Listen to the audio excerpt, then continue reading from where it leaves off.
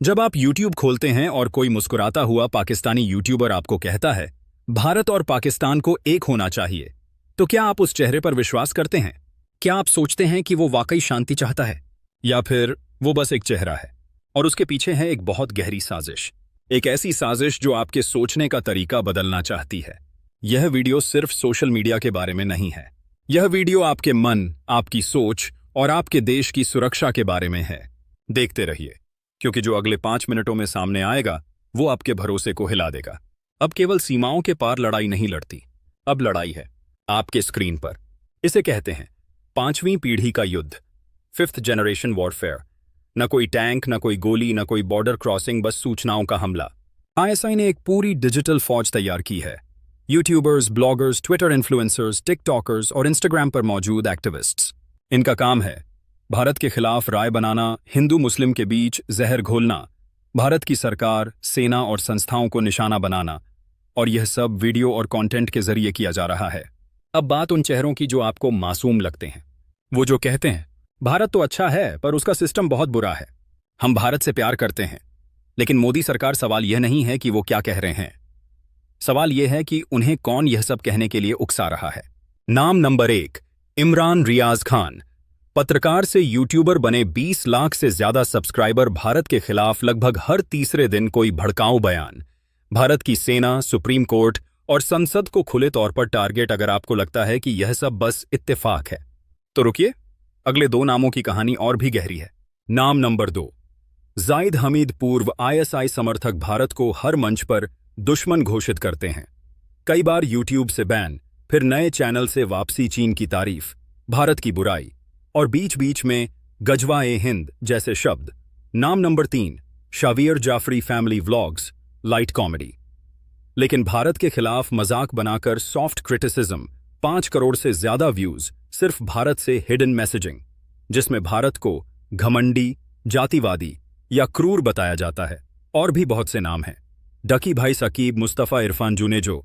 इनमें से कुछ सच में अच्छे क्रिएटर्स हैं, लेकिन कई ऐसे भी हैं जिनका कंटेंट सिर्फ एक मिशन का हिस्सा है, आईएसआई का मिशन। अब तक जो देखा वो सिर्फ ट्रेलर था। असली पर्दाफाश अगले भाग में होगा, जहां हम दिखाएंगे कैसे इन यूट्यूबर्स को मिल रही है गुप्त फंडिंग और कैसे आपका हर एक क्लिक उनका हथियार बनता जा रहा है। वीडियो छोड़कर मत जाइए, क्योंकि अब असली खेल शुरू हो रहा है। अगर आप सोचते हैं कि ये यूट्यूबर्स सिर्फ विचार व्यक्त कर रहे हैं, तो शायद आपको नहीं पता कि इन विचारों की भी एक कीमत होती है, और उसे चुकाती है आईएसआई। पाकिस्तान आर्मी का एक विशेष विभाग है, DGISPR, director general of inter services public relations. यह भारत की PIB या प्रेस इंफॉर्मेशन ब्यूरो जैसा नहीं है, यह एक प्रोपेगेंडा निर्माण यंत्र है। आईएसआई इन्हीं के जरिए सोशल मीडिया पर अपने सूचना युद्ध को संचालित करता है। आईएसआई की रणनीति, हर वीडियो के पीछे विषैली सोच और टारगेट ऑडियंस एनालिसिस। इन्फ्लुएंसर्स को चुनना जो भारत से अच्छे खासे व्यूज लाते हों। गुप्त फंडिंग, कभी स्पॉन्सरशिप के नाम पर, कभी क्रिप्टो में, कभी मीडिया डील्स की एड में। एक औसत पाकिस्तानी यूट्यूबर को भारत से मिलने वाले व्यूज का प्रतिशत करीब 40 से अधिक होता है। और यही वजह है कि ये लोग वीडियो में दिखाते हैं शांति, लेकिन बैकग्राउंड में चलता है एजेंडा। कुछ यूट्यूबर्स को पैसे ऐसे मिलते हैं, क्रिप्टो वॉलेट में फंड ट्रांसफर, जिसका ट्रैक करना मुश्किल है। एनजीओ ग्रांट्स के नाम पर भुगतान, जिन एनजीओज का कोई जमीनी अस्तित्व नहीं होता। बाहरी ब्रांड स्पॉन्सरशिप, जैसे तुर्की, कतर या यूएई की फर्मों से। हमारे पास कुछ ऐसे यूट्यूबर्स की गतिविधियां हैं जिनके क्रिप्टो वॉलेट्स में बीते 3 वर्षों में 10 लाख अमेरिकी डॉलर से अधिक राशि पहुंची है, और वो भी बिना किसी वैध व्यावसायिक आधार के। यह रिपोर्ट यूरोपियन यूनियन की एक जांच में दर्ज है। आईएसआई अपने डिजिटल एजेंट्स को निम्नलिखित टारगेट देता है। टारगेट एजेंडा, कंटेंट फॉर्मेट, भारतीय मुस्लिम युवा, भारत तुम्हारा नहीं है। Reaction videos plus vlogs, Hindu दर्शक, भारत अत्याचारी है। कॉमेडी रोस्ट वीडियोस, अंतर्राष्ट्रीय ऑडियंस, भारत असहिष्णु देश है। इंग्लिश सबटाइटल्ड ओपिनियंस, इन वीडियो में सच्चाई आधी होती है, झूठ पूरा। और सबसे खतरनाक बात, कई बार ये भारतीय नामों से चैनल खोल लेते हैं ताकि लगे कि कोई अपना बोल रहा है। अगर आपको अब तक लगा कि ये सब कोइंसिडेंस है, तो अगले हिस्से में मिलने वाली रिपोर्ट आपको अंदर तक हिला देगी। मेटा, गूगल और EU की जांच रिपोर्ट में जिन शब्दों और नेटवर्क का खुलासा हुआ है, वो शायद पहली बार हिंदी में आप सुनेंगे। वीडियो को छोड़कर मत जाइए, अगला सेक्शन वो है जिसे आईएसआई कभी दिखाना नहीं चाहेगा। अगर आपको लगता है कि यह सब सिर्फ एक थ्योरी है, तो अब आपके सामने होंगे वो प्रमाण जो खुद फेसबुक, गूगल और यूरोपियन यूनियन की रिपोर्टों में दर्ज हैं।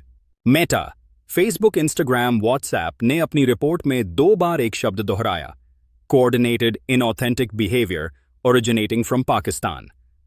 मतलब ऐसा नेटवर्क जो मिलकर नकली पहचान के जरिए किसी राजनीतिक उद्देश्य को साधता हो। क्या मिला इस जांच में? पाकिस्तान से जुड़े 450 से ज्यादा फेसबुक पेज और प्रोफाइल्स हटाए गए, 25 से ज्यादा इंस्टाग्राम अकाउंट जो भारत विरोधी प्रोपेगेंडा फैला रहे थे।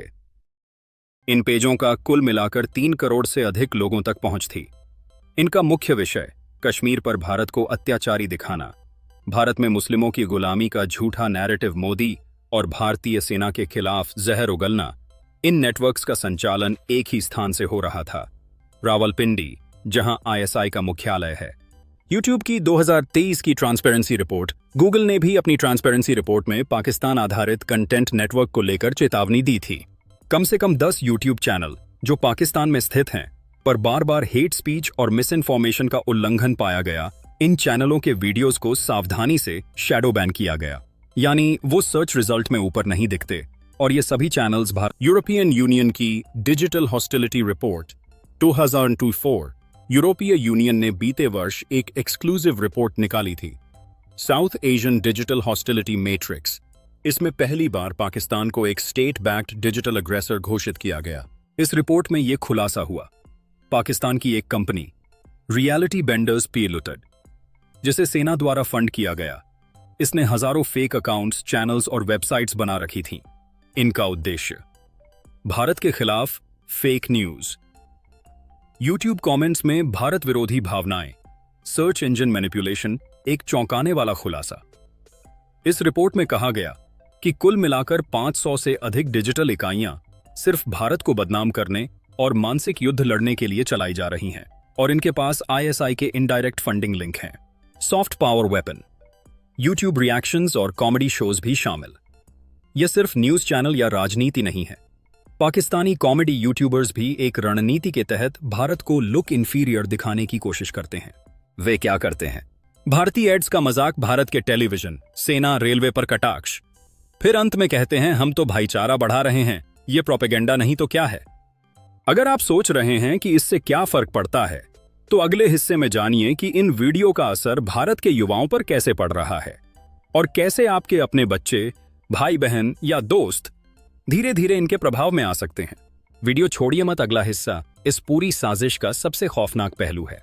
अगर जंग बिना गोली के हो रही है, तो क्या आपको लग रहा है कि आप सुरक्षित हैं? इस डिजिटल युद्ध में दुश्मन आपके फोन के अंदर है और निशाना बना रहा है आपके सोचने का तरीका। यूट्यूब एक हथियार बनता जा रहा है। यूट्यूब भारत का सबसे बड़ा कंटेंट प्लेटफॉर्म है।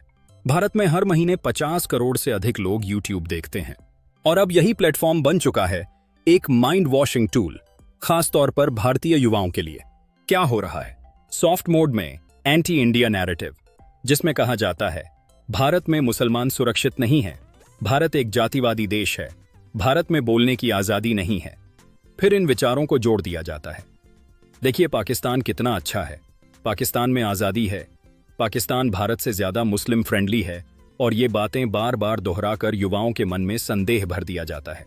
केस स्टडी, रिएक्शन वीडियोस और उनका मनोवैज्ञानिक असर। कई पाकिस्तानी यूट्यूबर्स भारत के वायरल वीडियो पर रिएक्शन देते हैं, जैसे भारतीय सेना के वीडियो, मंदिरों में पूजा के दृश्य, पीएम मोदी का भाषण अब रिएक्शन में होता है।